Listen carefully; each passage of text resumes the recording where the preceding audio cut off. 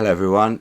Today I want to talk to you about Oliver Twist, Charles Dickens' second book, written from 19. Oh, let me just check. So 980s. I do this every video. 1837 to 1839. Serialized book. So this is the second serialized book and Charles Dickens' second book. And it's just a masterpiece. It's remarkable how a book at the beginning of his career could be so important, so influential, iconic and iconoclastic at the same time, and one of Dickens' best loved books. So the first novel, as I've spoken about, Pickwick Papers, it's episodic, it's filled up with anecdotal stories. The actual plot is a bit loose. It gets better when Pickwick goes to prison, but it's kind of clearly written on the hoof. And many people consider it, yes, it's a brilliant work, but this is where Dickens becomes Dickens, and he really does. He's gone from, yes, a newcomer on the scene to an established superstar with this book. It's incredible. I've got a very old copy. Somebody tore out the last two chapters of the book, which is quite infuriating. But it's a book that stayed with me all my life, so I shall keep it a bit longer. So, a little bit of background. I've talked about it in being second book. When I started reading it with my daughter, it quickly dawned upon me that I bet Dickens has just had a child. And sure enough, a bit of research discovers that in 1837, so the year he started this book, or started publishing this book, his first son was born, and the first son was called Charles Culliford Bos Dickens. So there you go. That, I think, clearly must have made a big impression on Charles Dickens. And so he decided to make a child the central character of the book. So, yes, what's it about? Well, two things stand out very clearly for me what it's about.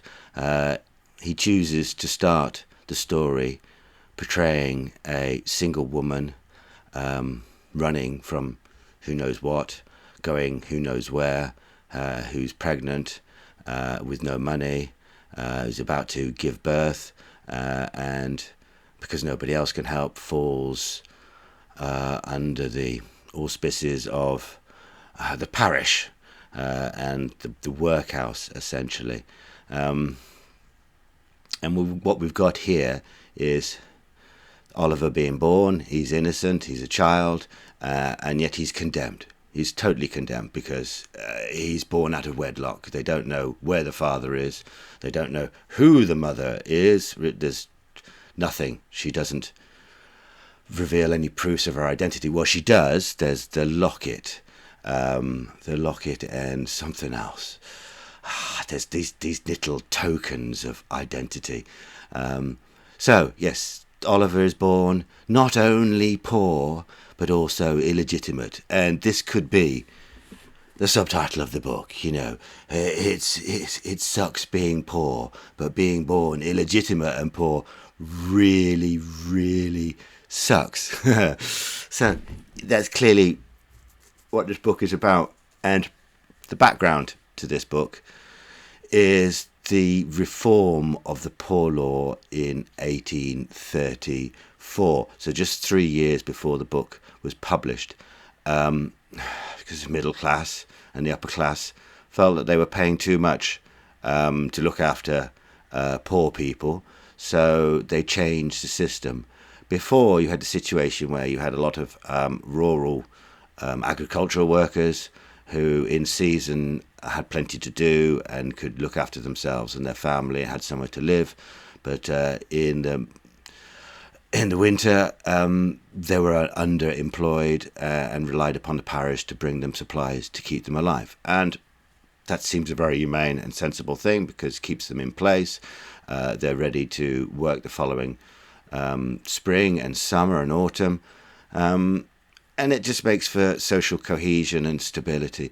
But this law decided that none of that was to happen, and that the poor had, well, no choice really, but this pretend choice of starving or going to the workhouse. But going to the workhouse involved separating your family. Husbands and wives had to separate, and they couldn't escape the workhouse. They were just given awful food and conditions to live in return for working until they died. And this book, Dickens, is incandescent with rage and anger about this system, as he was his entire life. His last completed book, which I covered in my last video, Our Mutual Friend. And maybe I should start reading from here.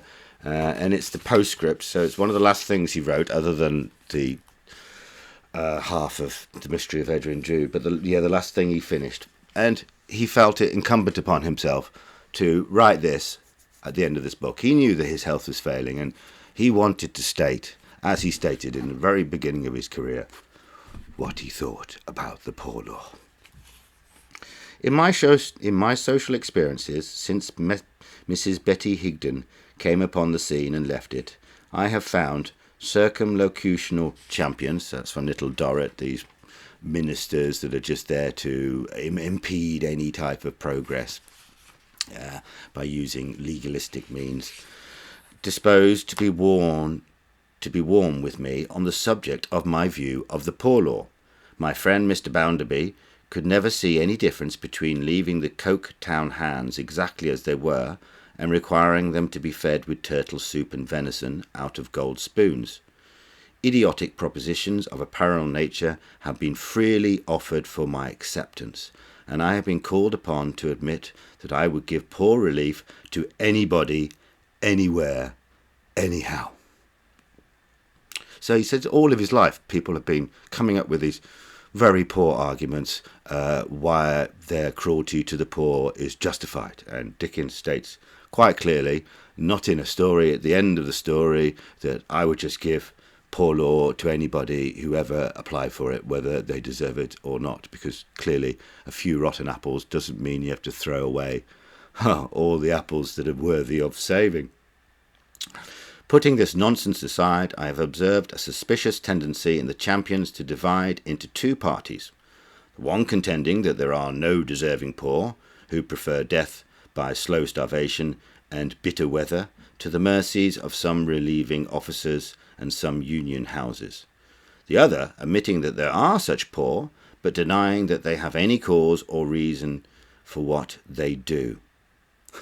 So yes, so they can't be justified in their poverty, which is hilarious because there's not like many people choose poverty outside of Indian sadhus and fakirs.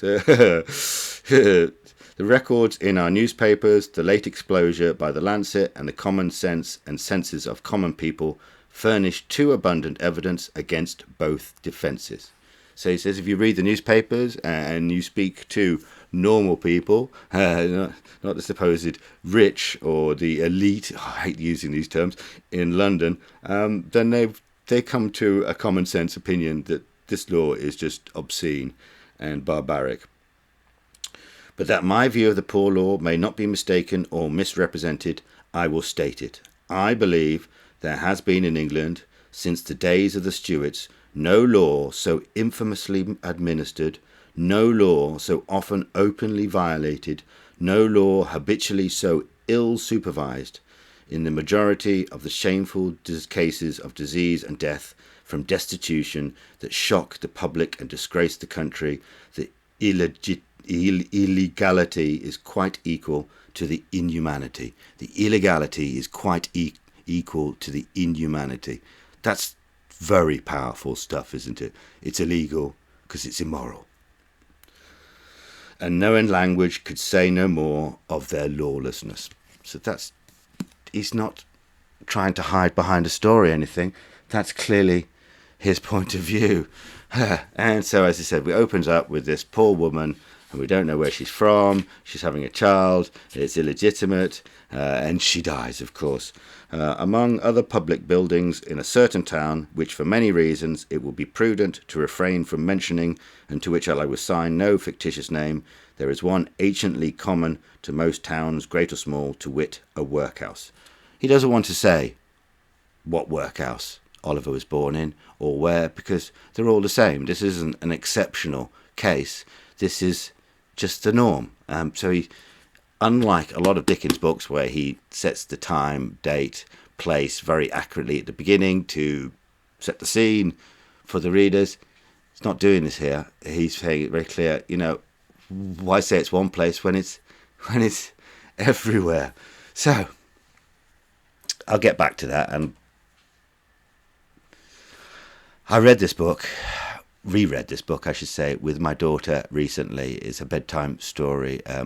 Every evening we do a few pages, and I was just so impressed with this book, and more so than other books that I've reviewed. I want to read passages of it because it's masterful and flawed, has to be said. It's flawed, but still a work of genius for being flawed. So let's go through it.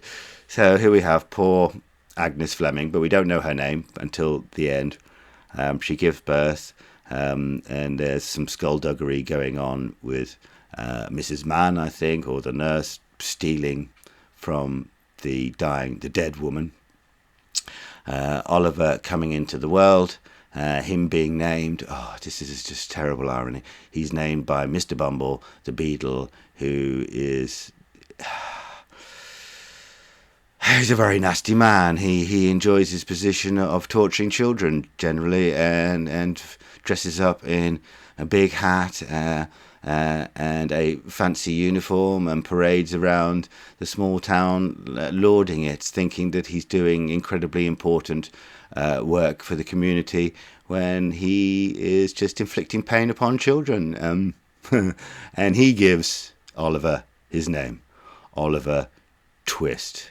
All right, he's described as half baptized. So very clearly, in their eyes, orphans can't go to heaven if they're not fully baptized. I presume that they can't have a consecrated burial, and so their chances in the afterlife aren't very good. And then Dickens, this is, as we were to discover by reading on from Dickens, it's his hallmark not just to give us the grim side of life, but then to inject comedy into the story. And we have it in spades with Mr. Bumble, the beadle, and we see him and Mrs. Mann, who's in control of the orphanage where Oliver is placed, because there's nowhere to put him, and it's the child workhouse, basically, the orphanage, where each child is given 17.5p by the state to look after the child. So that's how much a child is worth, 17.5p. And Mrs. Mann, in her wisdom, is able to siphon off most of that for her benefit, and for her to eat meat and drink gin and have a comfortable life, while the children are slowly starving to death. And nobody sees anything wrong in that. Mr. Bumble thinks, Mr. Bumble presumably fancies her. Anyway, there's this brilliant comic scene where they're getting sort of friendly with each other, and he's having a drink with her, and he gives her stipend from the state. This is 17.5p times how many children are in your charge, and she goes off to count it while promising not to count it, and then he immediately starts rifling through her drawers and checking out her silverware, and quickly trying to assess how much she is worth. He's in the mind to get married, but he wants to make sure that he marries into a bit of wealth. This is an opportunity to increase his financial security by marrying the right woman. And it's just such cynicism on both sides. It's some of the highlights of this book are Mr. Bumble, Mrs. Mann, who becomes Mrs. Bumble, and of course he's involved in the very famous quote near the end of the book about the law is a ass.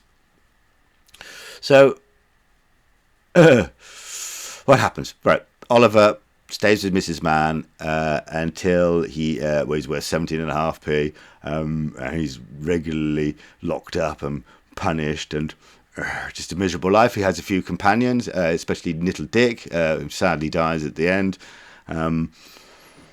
Yes, they're punished for being poor, aren't they, and for being hungry. So he goes up to the main workhouse when he's 9 years old, and he's worth a bit more money. But, yes, so here we have the first great scene, which is, please, sir.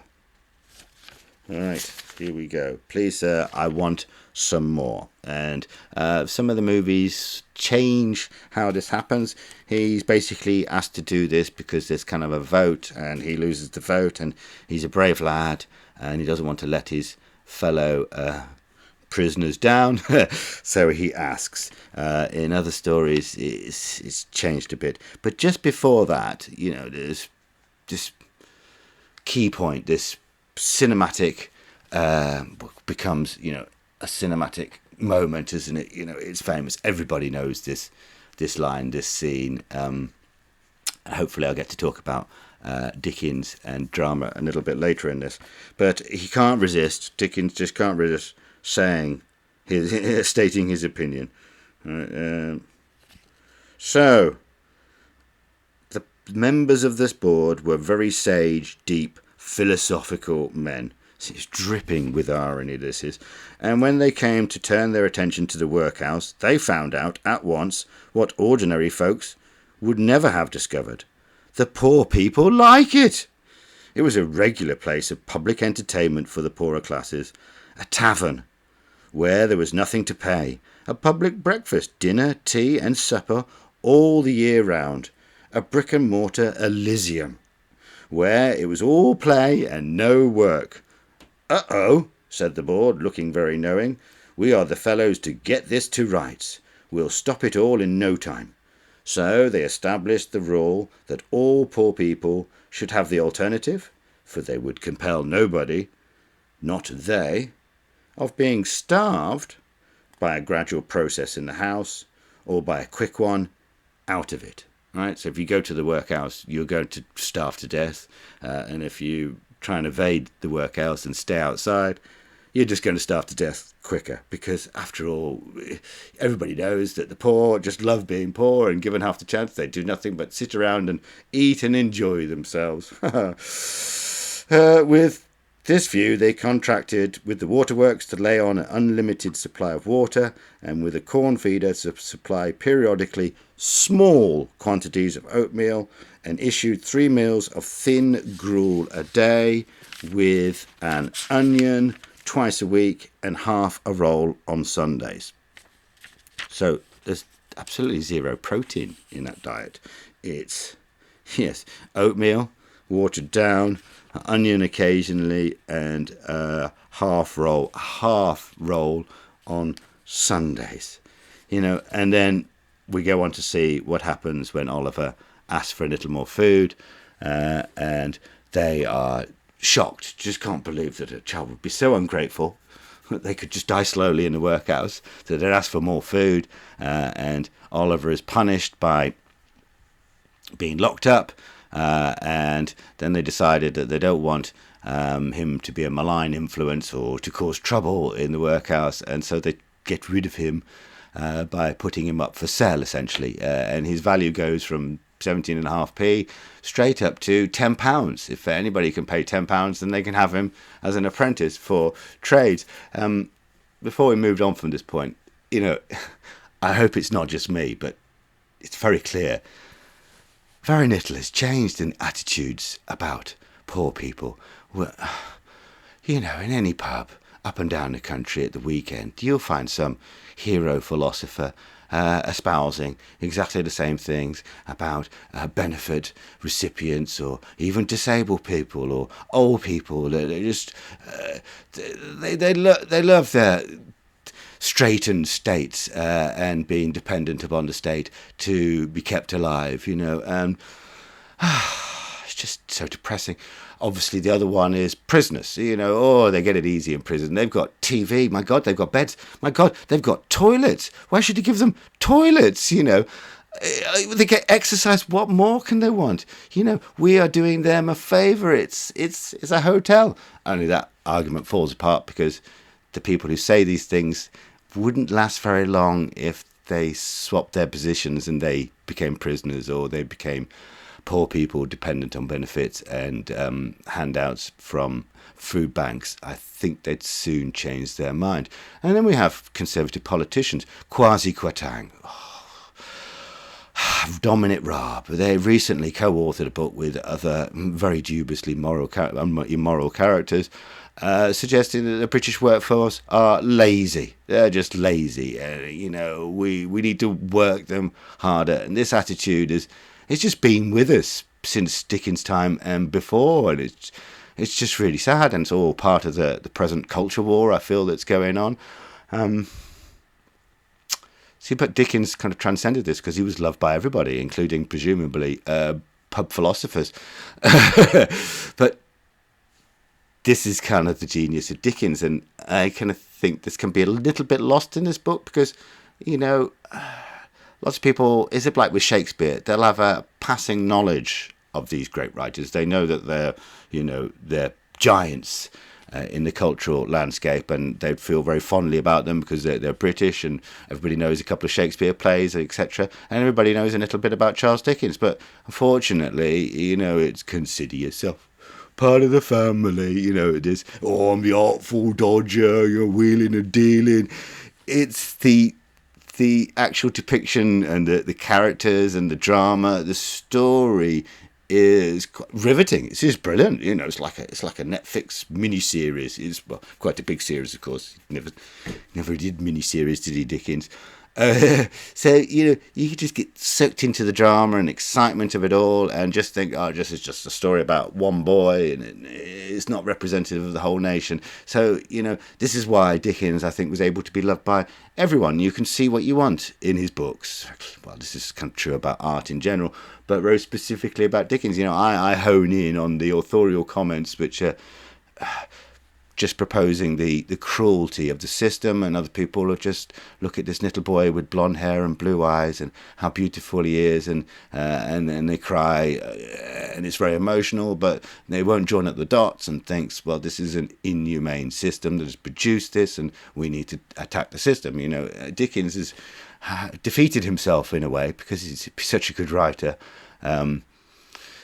That it can all be a little bit lost, and I honestly don't think that musicals really well, what do I know? I'm just not a big fan.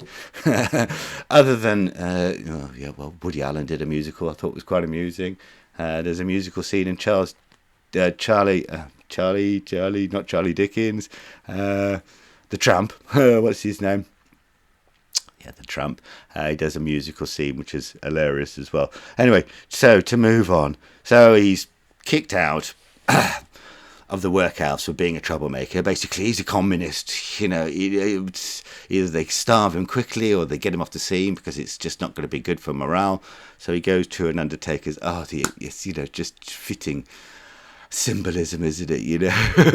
He goes from a slow death to a place where they actually process the deaths of the children where he's just been. Yeah, and it is mentioned in the book that one of the biggest costs for running a workhouse is the coffins. But luckily, since they get thinner and thinner, then the coffins don't have to take up too much material. He says the same thing about clothes. One of the biggest problems, you have to keep on taking in the clothes of these poor ungrateful mites because they keep getting thinner. So, and he seems to do quite well at this because of his looks. And I think this is the point when I should talk about Oliver Twist's looks. Dickens didn't pull this story out of thin air. This has got precedence, and one of the things that jumps to my mind immediately is The Winter's Tale by Shakespeare, second from last play, last one being The Tempest, and you've got the situation of this child Perdita, which means lost, and she's in a bucolic but very poor rural setting. Amongst the poor normal folk, and it's immediately apparent to the people around this child that she's young, she's graceful, she's kind of hard, she's beautiful, she looks and acts in a noble fashion. And this is the notion going around, Elizabethan England and before, that nobility is in the blood. Nobility will out. It's nature versus nurture, and nature provides you with the right blood, and you can be nurtured in a terrible environment like Oliver. Not so much for Perdita, but still poverty. And it'll be apparent immediately that they weren't born to this life, that they were born to something better. And here you have Oliver. Yes, there's some blonde hair, blue eyes. He's beautiful. And as soon as Mr. Brownlow sees him, his brain starts working. And when he sees a picture of his friend's wife, I think, oh God, I get to this. He realizes the resemblance. He sees your blood will out, the nobility will out. He begins to suspect that Oliver is not just a homeless pauper of no antecedents, and that in fact is his friend's son, if a legitimate son. So there's a sense that, yes, he's just too good for the milieu that he's born into, that it's nature versus nurture. It's a very old thing. And of course, we've got the tokens as well, like, as I said, the locket and whatever monk's after, and the papers and the rest of it. These proof and evidences are very important, and it has a very long literary background. So when you understand that, it kind of actually changes the ethos of the book. So, on the one hand, Dickens is saying all children should be treated with respect and not be left to starve. But he portrays a criminal world where most people don't seem to want to escape this criminal world. Fagin is quite happy being at the top and being this mysterious character. Sykes is the bully that fears no one because, yes, he's an enforcer, and nobody would dare challenge him. And you've got the Artful Dodger, Charlie Bates, and they're aping being adults, and they seem to revel in their position. The only possible ambiguity is Nancy, who seems to, although she's being groomed from an early age, she still seems to retain some of her humanity and maternal nature. So really, by rights, Oliver Twist should have just been sucked into this world for the Undertakers, the workhouse, escaping the Undertakers, briefly having a time with Mr. Brownlow, but then falling in with the criminals. And if it was just nurture, his nurture would say that Oliver would become a criminal like the Artful Dodger, and there would be no escape. But because he never swears, he's so trusting, he does everything that people tell him, he just wants to be loved. This is why he's so endearing. But behind all of this is the philosophy that he was born of noble blood. Of course, the irony being that his father had an affair because he was in an unhappy marriage. This is Philip Leaford. I might as well just start now with all of this. And had an affair with Agnes Fleming. They had a child. He died abroad. The wife, still the wife, although a strange wife, and their legitimate son tries to claim as much of the inheritance as possible, and Agnes and her child are pushed out, and Monks and the mother do everything they can to destroy evidence of this relationship, and to make sure that any children that came out of this relationship don't get any money. But the indisputable fact is that Philip Leaford was still married to this other woman, and he had an illegitimate child, and therefore, Oliver is illegitimate, but it becomes all right when he's rich and he inherits money. There you go.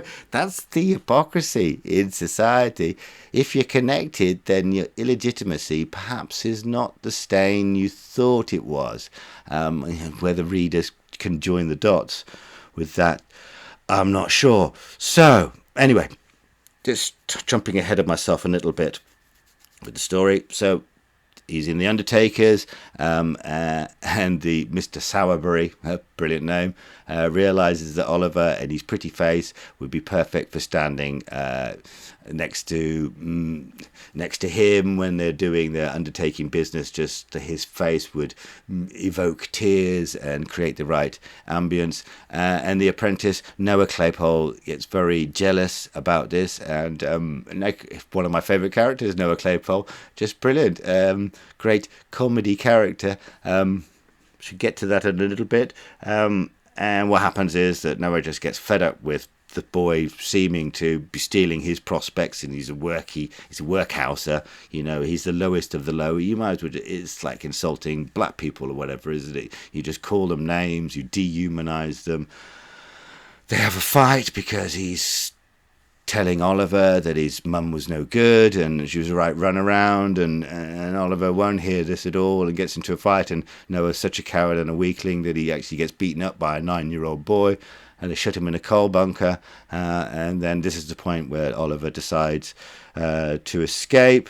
He's recruited by the Artful Dodger, Jack Dawkins, a great Cockney character, and he soon meets Nancy, who seems to be, the first person that's actually kind to him in his life. So she's been groomed like they're hoping to groom Oliver, but she hasn't lost her maternal instinct and a sense of fairness, that this boy's not, he can be saved. He hasn't done anything wrong yet. Why are you condemning him to this terrible life that I've had to lead all my life, which has led to me being a drunkard and being on the streets and shacking up with this psychotic man, Bill Sykes. But, of course, what Oliver does get from the criminals that he never got from the workhouse is a bit of affection from Nancy, as I mentioned. He gets sausages. My God, he gets sausages. He gets real food, and I don't think you can underestimate that. So, of course, he's sticking around for a bit because it's a big improvement. And even at one point, they give him new clothes. He must be thinking, I'm not buying into all of this, playing about stealing handkerchiefs. I think something's going up, but bloody hell, the food's much better and the clothes are definitely better. But then he obviously sees through it when Sykes comes up with this plan to go into the countryside, Chertsey, and commit a burglary. And this is the point where you're going, I don't want this life of crime. Fagin, so his innate honesty and goodness and virtue is coming out again. I just don't think it's right. But Fagin browbeats him and say, you've got to do it, or yes, Sykes won't hesitate to kill you. So it's from fear. He's got no choice. He loses his life if he disagrees with Sykes. So he gets dragged off to the countryside with Sykes, and I must admit, it is one of my favourite bits of the book because I just connect with it so much. So, why don't they do a burglary in London? And it's clear that London is just a place for criminals and for falling down tenement buildings and for mud and disease and degradation and the rest of it. The wealthy might go there in order to have their handkerchief stolen, but it seems the real money is in the countryside. Yes, we've got a big contrast between the city and the countryside. So Sykes just heads off on this just mammoth 4-day hitchhiking trek across, down roads, across fields and the rest of it. He drags Oliver Twist along with him, and of course this parallels when Sykes goes out of his mind after killing Nancy, and then he goes on another wander. But it's brilliant. It's how I used to get around for 2 or 3 years. Before Tony Blair ruined that for some reason. You just stand by the side of the road, you hitchhike, you walk down a bit further, somebody stops. Sometimes they don't stop, they pretend to stop and then drive off. But generally you're nice, you get talking to people, you will get from A to B, and Sykes is proving this in spades. And I love this description of how real people got around in those days. A little bit of paying for this, but a lot of walking and just a bit of luck. It's life on the road. I love it. I love it. So Jack Kerouac before Jack Kerouac. And then, of course, we've got the exciting part about the burglary. They need Oliver because he's very small and he can squeeze through this tiny window, but the alarm is called, and then you've got the bungling servants in the house who kind of shoot, but they're not sure who they shoot or what they shoot.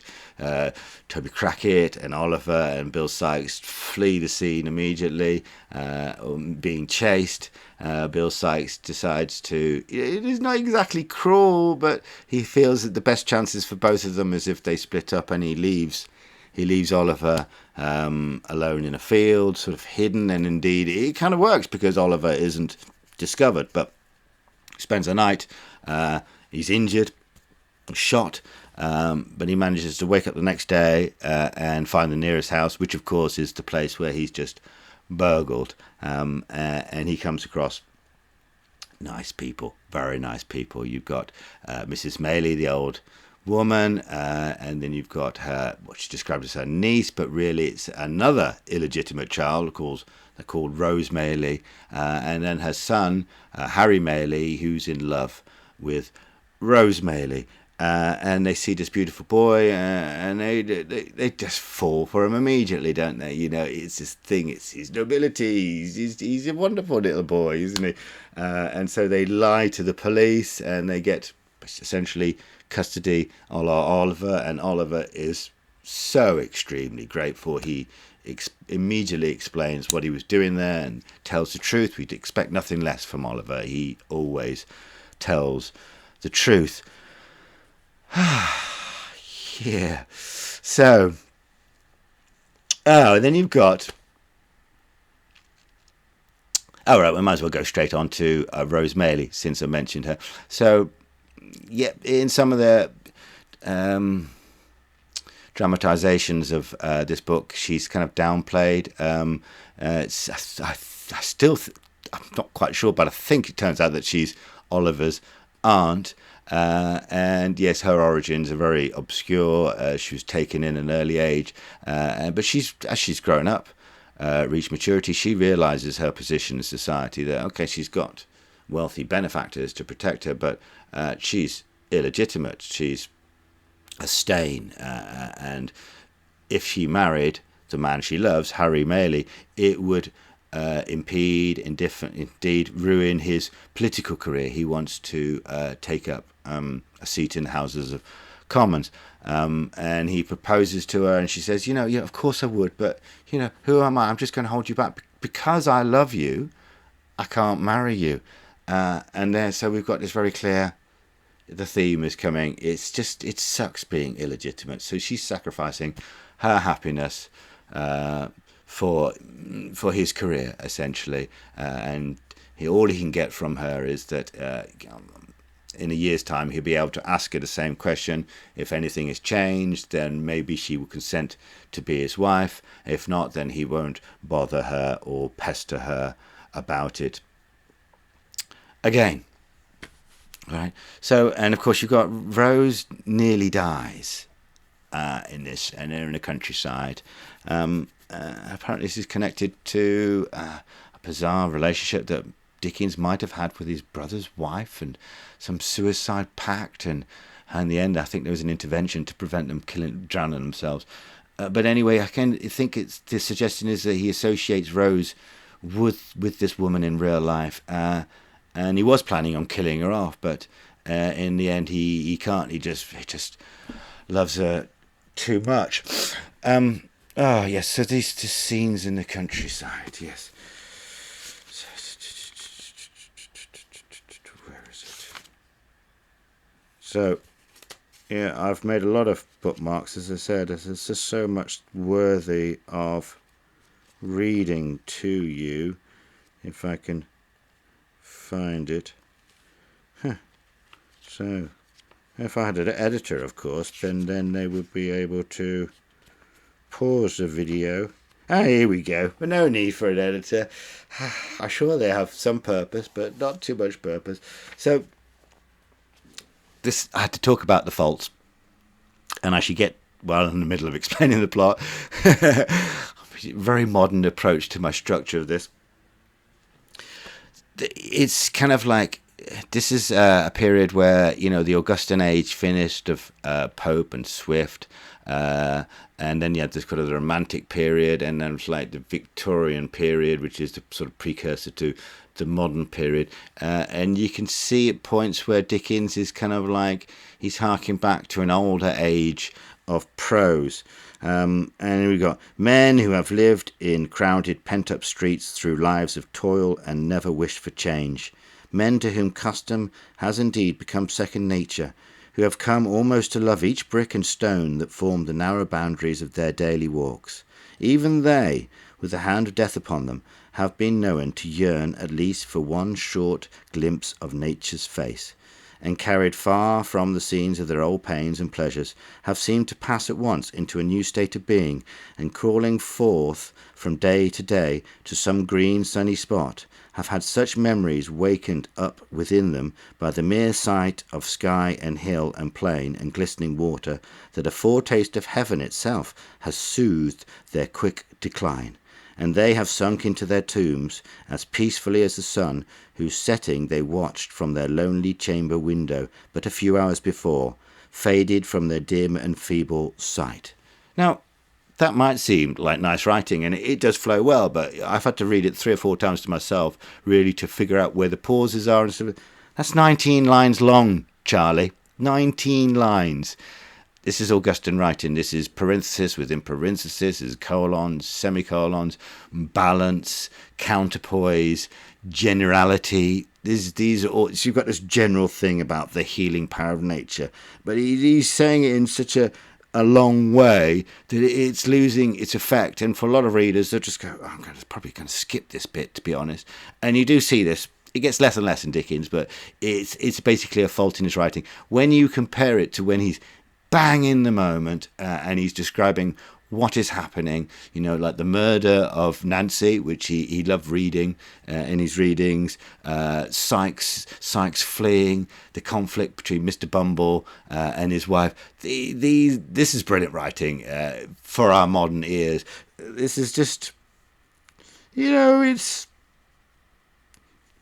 incongruous, basically, with Dickens's aims and with the tenor of the book in a whole. And I would call it, it's just a second book, but as I said, it doesn't mar it to the point of where we should dismiss this book. Far from it. This is a brilliant book. But yes, he's still kind of like throwing off the shackles of a previous age of what literature was meant to be. So, and then the story moves on kind of quickly after that. So he goes, did I mention Mr. Brownlow is particularly nice, who finds him, and then he loses him because sends him off to spend some money on books, and Nancy grabs Oliver Twist, gets recruited, he gets groomed. Let's maybe talk about some of the grooming. Fascinating. It's this, yes, in contrast to these general comments, we've got Grooming 101 from Fagin. I had no hold upon him to make him worse, pursued the Jew, anxiously watching the countenance of his companion. His hand was not in it. I had nothing to frighten him with, which we always must have in the beginning, or we labour in vain. What could I do? Send him out with the Dodger and Charlie? We had enough of that at first, my dear. I trembled for us all. So this is Fagin clearly saying, unless I've got something on the child, then I can't groom him. It's just Fagin. Yes, he's evil, and of course, as many writers have many commentators have pointed out, the symbolism is condemning, isn't it? He's seen frying sausages. He's got a fork in his hand, and he's at the fire. The devil analogy is inescapable.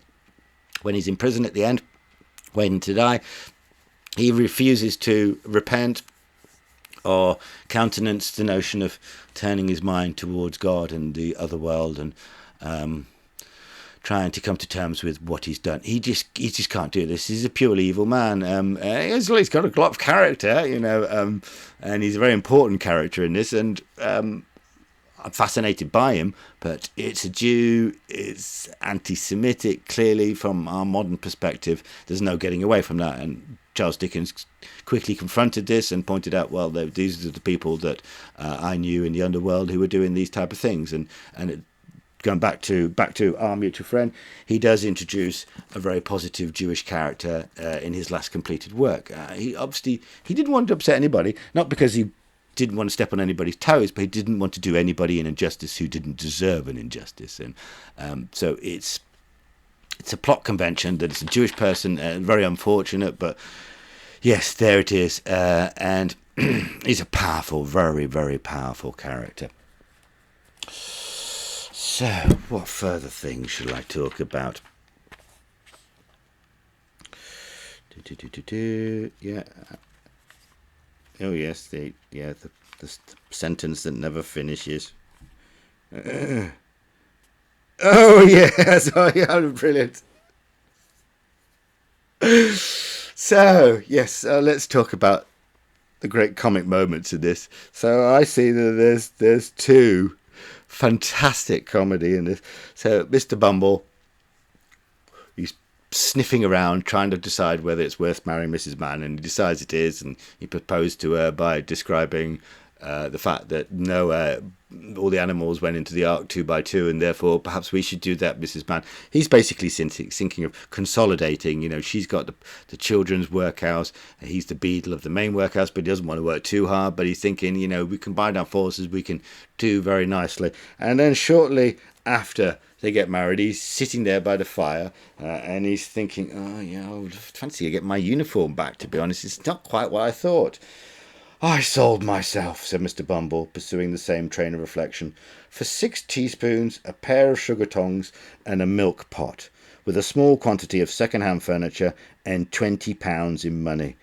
I went very reasonable. Cheap, dirt cheap. Cheap! Cried a shrill voice in Mr. Bumble's ear.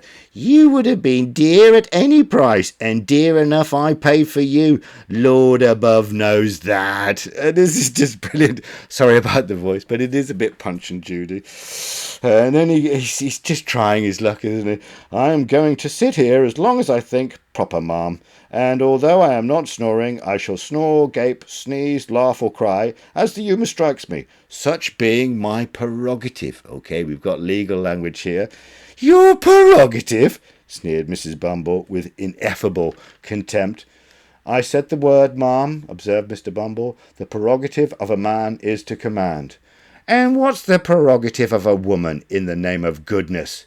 Cried the relict of Mrs. Corney, deceased. So the relict of Mrs. Corney, deceased. So she's lost her independence, and she thought that she was going to ally herself in a successful fashion to improve both their lives, but not to become the slave of Mr. Bumble. And she doesn't stand for it. She physically assaults him, and he has to flee. And it's just my daughter, who's only 10 years old, and I, we laughed. We thought that was hilarious, just brilliant. And this is one of the reasons why Dickens is loved, isn't it? You know, he wasn't above slapstick and comedy of this nature, and these are immortal characters, in my opinion.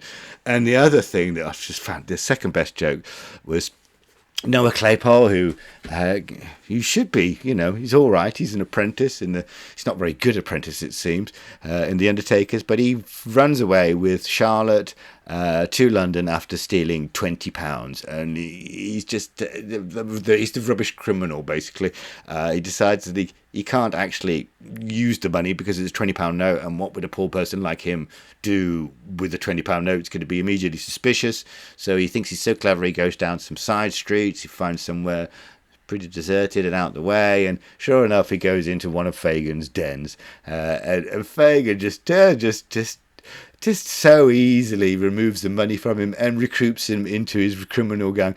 It's just marvellous. So Noah's changed his name to Morris Bolter, and this is the world we live in. You just got to change your name in the world they lived in. Change your name to basically evade justice. And Charlotte takes on another name, and he just reveals his hand so quickly to Fagin. And Fagin says, I just look after this £20. Now, we can share it, but we'll talk about that later. I'll just keep the money for now. And now let's talk about what work you could do for me. This is the genius thing. So when the following day, he meets Fagin, and they go through the job opportunities. Like, you could be a thief, you could be a burglar, and Mr. Bolter is going, it all sounds a bit dangerous to me. This is, while at the same time he's acting macho towards Charlotte, and just like Mr. Bumble is trying to dominate Mrs. Bumble. So Noah thinks it's his innate right to dominate and patronise and to bully his female companion. But he's just shown to be such a coward, because he goes, it all sounds a bit dangerous to me, Fagin. Are there any other jobs? Perhaps something like staying at home mostly, not having to deal with violent people. And Fagin goes, I know a very important and good job. It's kinchin something or other. Basically, stealing money from children sent on errands. Most people would be repulsed by this thought. I mean, he goes, no, perfect. I could do that. I could steal money from children.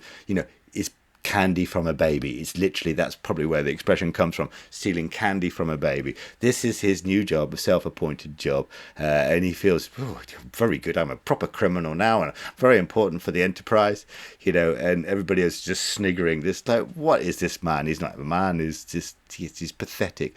And then, of course, Claypole plays a very important part at the end when he overhears Rose overhears Nancy talking to Rose and Mr. Brownlow and all the good characters about where Oliver is and the situation with Oliver, and he betrays Nancy, which leads to her death. So, he's a comic character with terrible, hideous consequences to his actions. And at the end, of course, he turns state prosecution, basically. So he testifies against Fagin, and for this he's let off. And there's this wonderful bit at the end of the book where his just desserts is, well, it's not really just desserts. He gets freed, and he turns into some sort of informer stroke bizarre insurance claim. So, but people claim whiplash nowadays, or falling over in a public place and then insurance money. This is what he and Charlotte do. They fall over outside of a church and then sort of claim expenses to avoid litigation. And he's just the lowest of the low, but this is the genius of Dickens. He makes him a great comic character that makes you laugh out loud, and that's pretty hard going to make people laugh out loud. So this story, back and forth, London. It seems wherever Oliver he's so trustful, and he wants to do so well. He runs away, finds help, and then it just goes off on an errand and gets stolen again, back to the underworld, and then goes to burglary, and is abandoned, but is picked up by a rich family who look after him, and then there's the plot catches up, because he's got to catch up at some point, isn't it? We know that Monks is this mysterious figure behind the scenes who's willing to pay good money to Fagin and to other people to kill or send off Oliver to the colonies, and to remove all evidence of his existence. These important things that he pays Mr. and Mrs. Bumble money to destroy, basically. And by Nancy going to Rose and revealing where Oliver is, she's breaking the patriarchal rules here of like Mrs. Bumble. She's not actually just going to go along with the status quo. She's saying, although I'm just the bottom of the pile here, a skivvy for Fagin and Sykes, I think this is wrong, and I'm going to save this child. But she doesn't want to sacrifice her boyfriend, Bill Sykes. She's very clear that she wants to stay with him, and she doesn't want to do anything to incriminate him, but she wants to get the child out of there. All right? So she's obviously a counterpoint to Rose. Both of them, they've got higher obligations. Rose won't marry Harry because of her supposed illegitimacy, well, actual illegitimacy, and Nancy, she knows that she's condemned to this life, but she can't, in all good conscience, see Oliver go the same way. They sacrifice, and it's a beautiful thing. So, yeah, and of course Fagin finds out, and we've got this horrific scene of Fagin, in the ear of Bill Sikes, who's just recovered from an illness and obviously from the bungled burglary attempt, and Sikes goes nuts. He just seeing blood at this point. He's quite Shakespearean in a way, It's Othello, just without, he can't listen to the real story. His ears are blocked. Kills Desdemona, and Bill Sikes kills Nancy, and immediately, the guilt comes, out damn spot stuff. As I said, this wasn't pulled out of thin air. Dickens is taking parts that he knows works well from other literature, putting them in this book with a child and the poor law, and hey presto, you have a masterpiece, basically. So he's nuts. He just loses the rag. He kills her, and then because he's not thinking straight, he doesn't try to dispose of the body, because it seems very clear to Dickens and to me that in those days you just have to wait until it got dark, maybe, and then find some sort of conveyance, show the body in the river. Maybe you could just lie low in the countryside, or you could make it over to France. Lots of his characters do, and just escape punishment, but he doesn't, because he's lost it. And what does he do? As I said, he goes on another walkabout with his dog. He just heads off this way and then that way, and then he's just sort of thinking how he's going to escape. So he's got two things going through his head. One is just unbelievable guilt and grief of killing Nancy, and the second one is his survival instinct. And these are beautifully portrayed, conflicting emotions, which is encapsulated in him just walking through fields and retracing his steps, so he's kind of lost in thought. He eventually decides that he should head back into London and use his associates to help him escape, get some money from Fagin, and then he'll be able to bolt somewhere and lie low.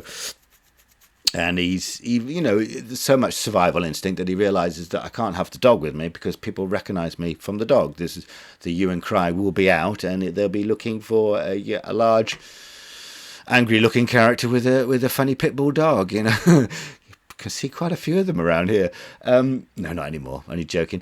So tells the dog to bugger off, and then he makes his way to Jacob's Island. Jacob's Island. My God. Yes. So, as other people have pointed out, there'll be lots of people in Dickens' time who lived in London and weren't aware that this was what London was like. So he's going through even the part before they get to Jacob's Island. The cheapest and least delicate provisions are heaped in the shops. The coarsest and commonest articles of wearing apparel dangle at the salesman's door and stream from the house parapet and windows. Jostling with unemployed labourers of the lowest class, ballast heavers, cold whippers, brazen women, ragged children, and the very raff and refuse of the river. All right? And that's before you even get to the bad place. My God, Jesus. So here we go. In Jacob's Island, the warehouses are roofless and empty. The walls are crumbling down. The windows are windows no more. The doors are falling into the streets. The chimneys are blackened, but they yield no smoke. Full stop. Well done, Charles. You got a full stop in there. 30 or 40 years ago, before losses and chancery suits came upon it, so there you go. It's the biggest city, causing poverty in other parts of the city. It was a thriving place, but now it is a desolate island indeed. The houses have no owners. They are broken open and entered upon by those who have the courage, and there they live, and there they die. They must have powerful motives for a secret residence, or be reduced to a destitute condition indeed, who seek refuge in Jacob's Island. So it's not a place of refuge, it's a place of escape for those who have absolutely no choice. It's like a lepers colony, only a lot of lepers colonies are a lot better than Jacob's Island. And here we have this brilliant scene unfold. It's so much in the now, and Dickens is pulling us along, so much suspense and excitement. This is proper Netflix values to all of this. They know that, yes, they've rounded up Fagin. They've rounded up the other children are being pursued, and yes, it's just a matter of time before they catch Bill. He turns up at this house, a warehouse, whatever it is, in Jacob's Island, and Toby Crackett's there. I think Charlie Bates is there, but Charlie's already kind of like turning, thinking this isn't just not brilliant. What's happening? And he's asking for their help, but quickly the crowd are outside, and he has to make his escape. So he gets a rope and he goes up on the roof. This is just brilliant. And first of all, he's kind of like tied it around himself to lower himself down into the ditch, because it's low tide, and then he can possibly make an escape that way. But he's at the last moment, he sees a vision of Nancy, and he's distracted. He loses his foothold, he slips. The rope goes up his body, and he's hanged. This is, yeah, brilliant for what it is. Perfectly psychologically observed. It's ambiguous. Did he mean to hang himself, or was it an accident? We never know, but this symbolism is very clear. He's a character that is done such evil he can't live. Neither can Fagin, but the law gets Fagin, but yet Sykes dies sort of at his own hands. Misadventure, perhaps. And yes, in a film, this would be the highlight. This would be where the music is going at its loudest, and we'd all be very shocked by it indeed. And briefly, before I finish, I wanted to mention that it's a brilliant writer, Eva somebody or another, and she wrote this little article. I haven't prepared this at all. Eve.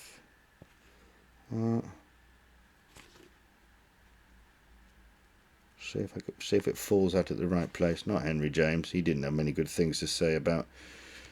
Oh yes, Sylvain Monod, who did this brilliant thing. Obviously, before we had Windows and all these computery things, of counting words, and words that Dickens liked best. And it was words like nittle and old, and we see this in Little Dorrit, the old curiosity shop and the rest of it. But she also mentions that in Oliver Twist, he often doesn't even bother with reporting verbs. It's just said. Just kind of curious. But is that she also points out that if you take away the dialogue and you leave the stage directions, you've got some very powerful writing. I looked at him, but I saw no recognition in his face. I gasped him by both hands and could not let them go. Shaking my hands heartily, I brushed away the tears. I made a clumsy laugh of it, and we sat down together, side by side, clapping me on the shoulder. You see, you could picture it, because Dickens is supplying all you need to see it. And indeed, it should be pointed out that he loved reading his plays, his books, and the one he liked most was the Nancy's death. This Fagin provoking, plotting, and then Sykes going and doing the job, and it's just very dramatic. And he wanted his audience to go like this. He wanted to be shocked. He wanted people to cry, and he was eliciting responses. Did I get to you? Basically, he loved this bit. This is what Dickens is all about, the theatre, and he loved this. And one of the things that killed him, really, because his enthusiastic readings can't have helped his his health at the end of his life. So, my God, I think I've obviously missed out tons of stuff, but I've spoken for over an hour. Would I recommend this? Yes, totally. If my 10-year-old can read it and understand it and enjoy it, then you can. As I said, God, yes, the Tramp. I've forgotten his real name. That's what a mind blot. Well, what a brain freeze. Yes, he read this book, especially near his dying days, over and over again, and there would be no Tramp without The Artful Dodger, as I've mentioned before. This is a book of monumental importance, and for its minor flaws, it's a major piece of work, and long may it continue to be studied at A level and even degree level. And thank you very much.